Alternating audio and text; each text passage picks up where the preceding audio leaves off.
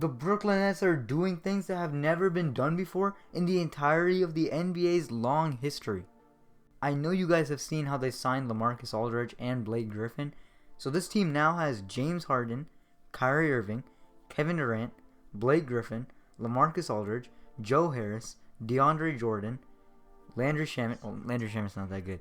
But you know what I'm saying. This team is great, right? So if you told someone that this team all assembled in 2015, they would lose their mind. This team is so good. So you might be thinking this team won't really do so well for a little bit because Kevin Durant is out and James Harden is out now. But James Harden is scheduled to come back on April 4th.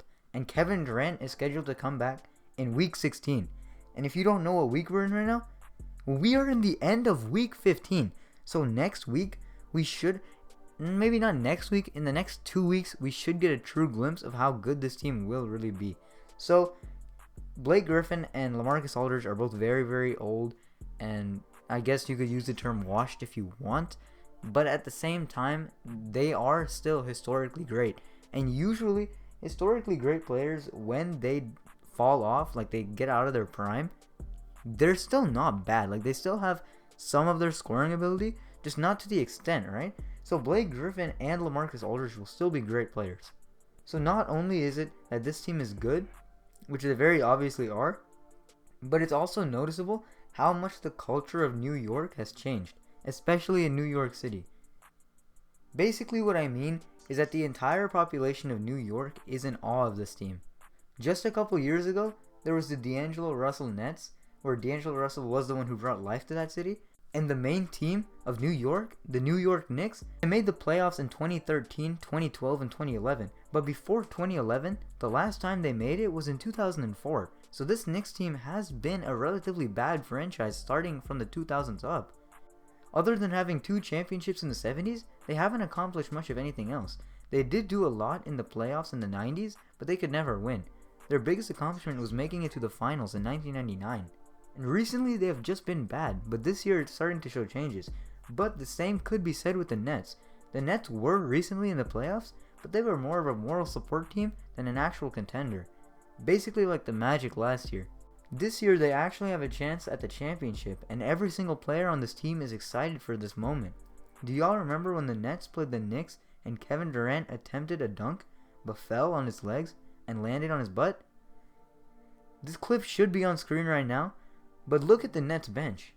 There's nobody there, right? That's because they are all on the court helping Kevin Durant, one of the main reasons for their success thus far, get up okay. This Nets team all has the praise of New York as a whole, the players, and even other teams.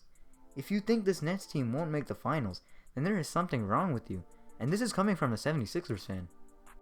Do y'all want to know something funny? This Brooklyn Nets team has a combined 41 total All-Star appearances. Kevin Durant has 11 All-Star appearances, James Harden has 9 All-Star appearances, Kyrie Irving has 7 All-Star appearances, LaMarcus Aldridge also has 7 All-Star appearances, Blake Griffin has 6 All-Star appearances, and DeAndre Jordan has 1. If you add those numbers up together, 11, 9, 7, 7, 6, and 1, that equals 41.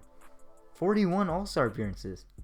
With James Harden coming back on April 4th and Kevin Durant coming back sometime in the next week, we can finally see how good this team really is. I'm expecting 130 plus points every single game, every single night. This is because this team is way too good not to. Now obviously the stats are inflated due to them not playing together, but James Harden is averaging 24 points and 11 assists, Kyrie Irving is averaging 29 points, and Kevin Durant, when healthy, was averaging 32 plus points per game.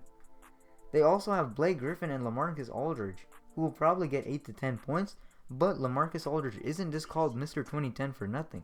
I can see a lot of boards coming his way, due to DeAndre Jordan finally getting moved to the bench and them deciding to start LaMarcus Aldridge. There are also sharpshooters on their bench, not even in their starting lineup. If you talk about the Brooklyn Nets' best shooter, you might think Kevin Durant or James Harden, but in fact it is actually Joe Harris. Joe Harris and Landry Shamet, both 2 amazing players that are on the bench. So when the second unit comes in instead of the main unit, you can finally see that they have scorers whenever they need it.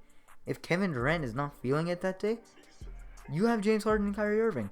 Let's say none of those three are feeling it that day, and you also have now Blake Griffin, LaMarcus Aldridge, and Joe Harris. Those three can score at will whenever they need to.